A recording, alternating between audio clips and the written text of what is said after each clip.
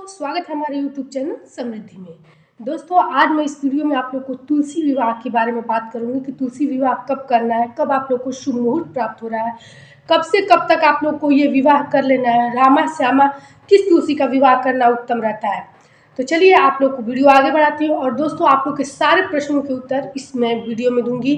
कई लोगों का प्रश्न था कि यदि एकादशी के दिन पूजा नहीं कर पाते हैं, मतलब विवाह तुलसी विवाह नहीं कर पाते हैं, तो हम लोग कब कर सकते हैं, या फिर से तुलसी दान करना जरूरी है, तुलसी दान करने के लिए क्या नई तुलसी लाना जरूरी है।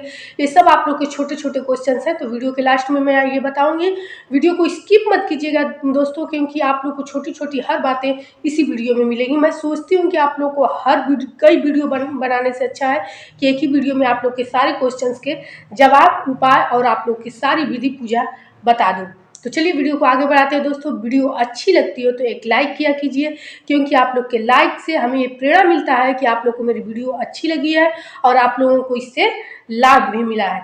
तो देखिए दोस्तों, इस बार की देवोत्थानी एकादशी आप लोग को 23 नवंबर को करना है। देवोत्थानी एकादशी आषाढ़ मास के देवशयनी एकादशी से 4 महीने के चतुर्मास जिसको कहा जाता है, विष्णु भगवान योग निद्रा में जाते हैं। इस दौरान कहा जाता है कि सारे मंगलिक कार्य, शुभ जैसे मुंडन वगैरह सब कुछ बंद रहता है। और देवोत्थानी एकादशी के दिन जब वो जागृत होते हैं तो उसके बाद से सारे मांगलिक कार्य शुरू होते हैं। तो देवोत्थानी एकादशी कार्तिक मास के शुक्ल पक्ष की जो एकादशी होती है, उसी एकादशी को कहा जाता है। उसी दिन जब उनको जागृत करा करके सबसे पहले वो तुलसी की आवाज़ सुनना चाहते हैं, तो सबसे पहले उनका विवाह करा करके शालिग्राम रूप से उनका विवाह कराया जाता है। इस बार 23 तारीख को उनका विवाह कराया जाएगा, मतलब तुलसी विवाह संपन्न कराया जाएगा। कुछ लोग द्वादशी तिथि को भी तुलसी विवाह करते हैं, और ऐसे में यदि महिलाएं जैसे एकादशी को द्वादशी को दोनों दिनों में पीरियड है तो पूर्णिमा के दिन भी विवाह कराया जा सकता है। एकादशी से पूर्णिमा तक हर तिथियों में विवाह कराया जा सकता है। तो देखिए, आज इस बार आप लोग को देवोत्थानी एकादशी की तिथि कब प्राप्त हो रही है ये जान लीजिए। देखिए, प्रदोष काल में विवाह कराया जाता है, तो ऐसे में प्रदोष काल 2.5 घंटे का होता है। सबसे शुभ मुहूर्त है शाम के समय 23 तारीख को। कब प्रारंभ हो रही है एकादशी तिथि, पहले ये जान लीजिए। एकादशी तिथि आप लोग को प्रारंभ हो रही है 11:04 पर 22 तारीख को रात्रि में प्रारंभ हो रही है, और 23 तारीख दिन गुरुवार को 9:02 तक रात्रि में तक ये रहेगी। ऐसे में सूर्यकालीन उदया तिथि प्राप्त हो रही है 23 तारीख को। तो 23 तारीख को जिनको एकादशी का व्रत रहना है, सभी एकादशियों में सबसे पवित्र एकादशी है। तो कुछ लोग क्या करते हैं कि अगर साल के सभी 24 एकादशियां पड़ती हैं शुक्ल पक्ष और कार्तिक पक्ष में, तो जो लोग कोई एकादशी का व्रत नहीं रहते वो कार्तिक मास के सिर्फ 2 एकादशियों का भी व्रत रहता है। जैसे इसके पहले जो एकादशी थी वो, और कृष्ण और शुक्ल पक्ष की दोनों एकादशियों का व्रत रहता है। ऐसे में आप लोग यदि द्वादशी तिथि को विवाह करना चाहते हैं तो द्वादशी तिथि 9:02 से प्रारंभ होगी 23 तारीख को, और 24 तारीख को 7:07 तक शाम काल में रहेगी।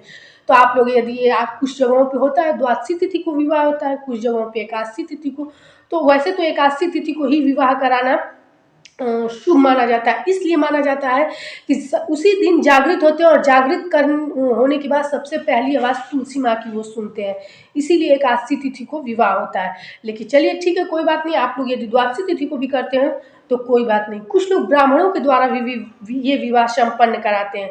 सबसे पहले आप लोग शुभ मुहूर्त जान लीजिए। 5:36 पे शुभ मुहूर्त है तुलसी विवाह का। ऐसे में 4:36 से शाम 7 बजे तक आप लोग को 23 नवंबर 2023 दिन गुरुवार को विवाह करने का समय मिलेगा। तो आप लोग पूरे अच्छे से तैयारी करके, क्या क्या तैयारियां करनी है ये भी जान लीजिए। देखिए, ब्राह्मणों के द्वारा यदि आप लोग विवाह कराते हैं तब तो कोई बात नहीं, ब्राह्मण को बुला करके। और कुछ लोग होता है कि जैसे बेटियों का विवाह कराया जाता है कन्यादान वगैरह करके, मंडप बना करके, और ऐसे में जब विवाह करा लेते हैं तो तुलसी का दान ब्राह्मण को कर देते हैं, या फिर किसी मंदिर वगैरह में भी रख देते हैं। लेकिन ऐसा सब लोग नहीं करते हैं, कुछ लोग स्वयं से भी करते हैं। तो ऐसे में आप लोग विष्णु भगवान की प्रतिमा रख के, 2 चौकी रख करके, लकड़ी की मंडप बना करके, और पूरे फूलों की माला ला करके, हल्दी पहले कराई जाती है, फिर मेहंदी रख करके, फिर श्रृंगार की सारी सामग्रियाँ, चुनरी माला सब कुछ चढ़ा करके, और तुलसी विवाह संपन्न कराया जाता है। मंगल गीत भी गाया जाता है, और रात्रि में भी मंगल गीत गा करके तुलसी विवाह संपन्न कराया जाता है। कहा जाता है कि सभी दोषों से मुक्ति मिलती है। यदि घर में पति पत्नी संतान से मतलब बाधा से पीड़ित हैं, तो कहा जाता है कि यदि दोनों मिल करके और तुलसी विवाह कराएं ब्राह्मण के द्वारा, तो निश्चित रूप से उनका 1 साल के अंदर संतान की प्राप्ति होती है और वो संतान तेजस्वी यशस्वी होती है। तो दोस्तों, कार्तिक मास की तुलसी विवाह का हमारे शास्त्रों में बहुत बड़ा विधान है। हर घर में हर सुहागिन महिला को ये पूजा करना चाहिए, विवाह करना चाहिए।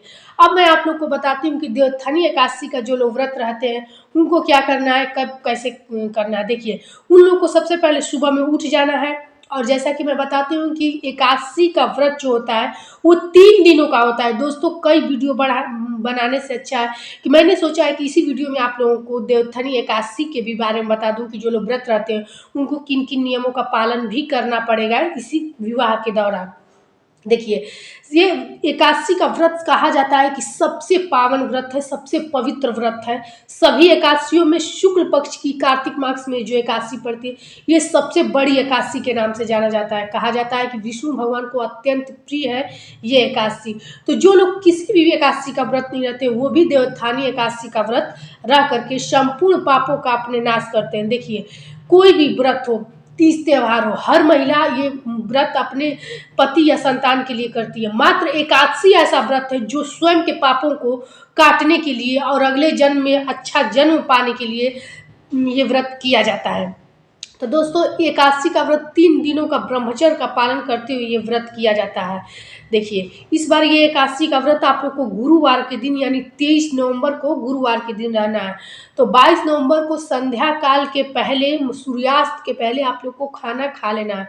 खाना शुद्ध शाकाहारी होना है और बाल वगैरह सब कुछ धुल लीजिएगा आप लोग। इसके बाद से आप लोग, जैसे उसमें चावल नहीं खाया जाता है, मसूर नहीं खाया जाता है, सरसों का तेल नहीं खाया जाता है, बैगन नहीं खाया जाता है, मूली नहीं खाई जाती है। आप लोग शुद्ध सात्विक भोजन करके रात्र में आप लोग कुछ फलाहार ले सकते हैं, लेकिन उसके बाद भोजन नहीं किया जाता है। अगले दिन यानी गुरुवार के दिन सुबह ब्रह्म मुहूर्त में जग के आप लोग को गंगा जल डाल के स्नान करना चाहिए। वैसे तो कार्तिक मास में मैंने आप लोग को बताया कि प्रत्येक दिन आप लोगों को गंगा जल डाल के ही स्नान करना चाहिए।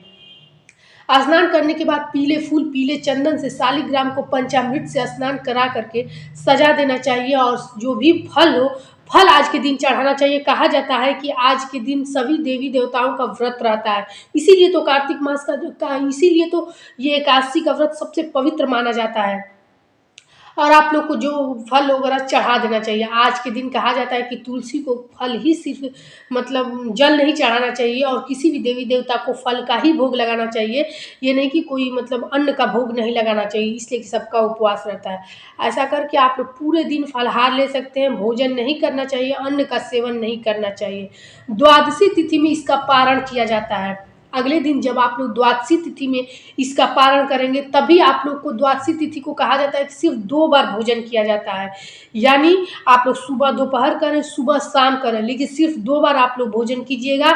ऐसे में आप लोग को जब दूसरे बार भोजन करेंगे तो चावल का सेवन कर सकते हैं, लेकिन पहली बार जब आप लोग करेंगे तो चावल का सेवन नहीं किया जाता है। वही बात है, मूली, मसूर और बैगन, सरसों के तेल का सेवन मत कीजिएगा। पारण में शुभ फल प्राप्त हो, इसके लिए आप लोग क्या कीजिएगा कि लौकी का तवा पर ही देसी घी में भून करके जरूर सेवन कीजिएगा। मैं हर बार अपने वीडियो में बताती हूँ कि लौकी का सेवन एकादशी के पारण में अति सर्वोत्तम है। कहा जाता है कि समस्त पापों का नाश करने वाला ये व्रत है। तो जब आप लोग इतनी मेहनत से ये व्रत रहते हैं तो पूरी निष्ठा और ब्रह्मचर्य का पालन करते हुए इस व्रत को रहिए।